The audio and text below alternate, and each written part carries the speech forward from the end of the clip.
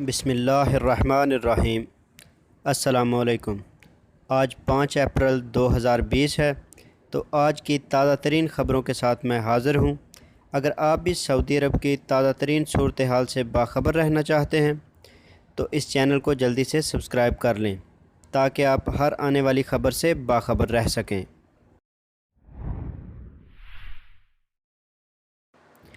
Mask اور دستانے کیسے تلف کریں؟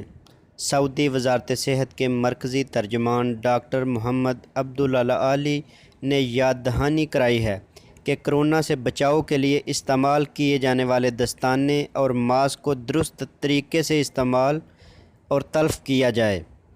کرونا کے حوالے سے یومیہ پریس کانفرنس سے خطاب کے دوران ترجمان صحت نے کہا کہ عام طور پر لوگ استعمال شدہ دستانے اور طبی ماسک سڑکوں پر پھینک دیتے ہیں، جو انتہائی غلط ہے۔ ایسا نہ ہو کہ ہم ایک جانب سے لوگوں کو اس وائرس سے محفوظ کریں اور دوسری طرف معمولی سی بے احتیاطی مرض کے پھیلنے کا باعث بن جائے۔ سیکیورٹی اہلکاروں سے الجھنا اور گاڑی کو نقصان پہنچانا بڑا جرم۔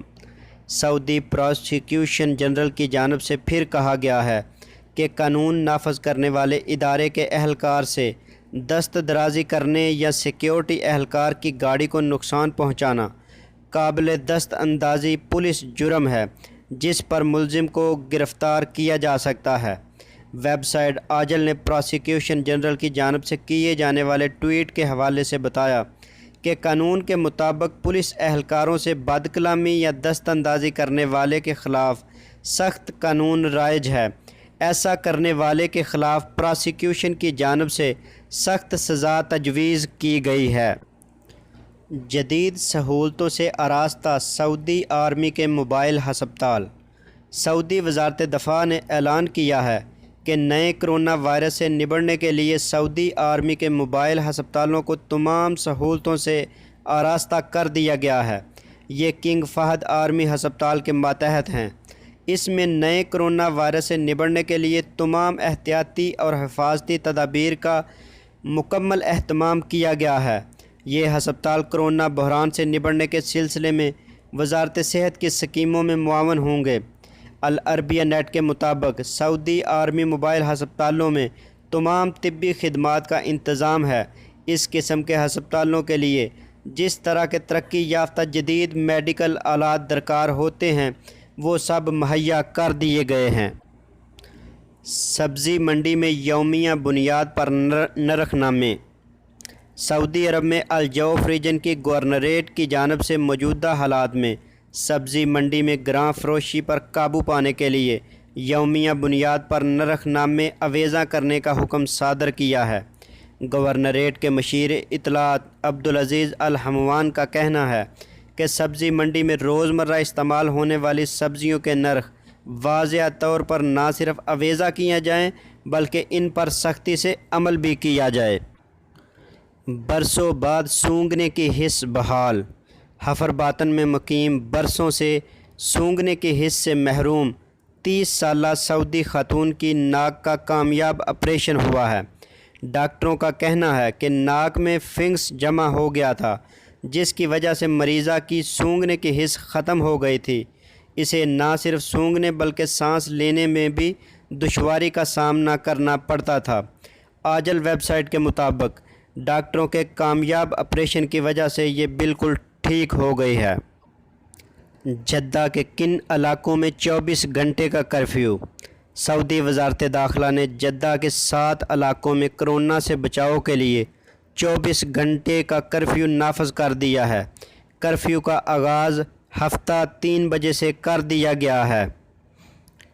سعودی خبر رساں ایجنسی SPA کے مطابق جدہ کے جن علاقوں میں 24 گھنٹے کا کرفیو نافذ کیا گیا ہے ان میں جنوبی جدہ کا کلو 14 کا شمالی علاقہ، مہجر، غلیل، الگوریات، کلو 13 اور بیترومین کے علاقے شامل ہیں۔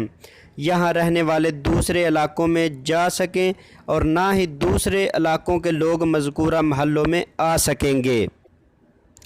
مکہ مکرمہ میں کرفیو کے دوران صفائی مہم۔ सऊदी अरब में कोरोना वायरस की वजह से मक्का मुकरमा में मुकम्मल तौर पर 24 घंटे के लिए कर्फ्यू लगाया गया है। इस दौरान बल्दिया की जानिब से शहर में मुसलसल सफाई और जरासीम कश अद्वियात का स्प्रे किया जा रहा है। सफाई मुहिम में बल्दिया के 11,000 से ज़ायद कारकुन और सैकड़ों आलात इस्तेमाल किए जा रहे हैं। फ्रांस में भी कोरोना के ख़िलाफ़ सऊदी डॉक्टर फ्रंट लाइन पर। फ्रांस में 280 सऊदी डॉक्टर कोरोना वायरस से मुतासरीन के इलाज में दिन रात एक किए हुए हैं।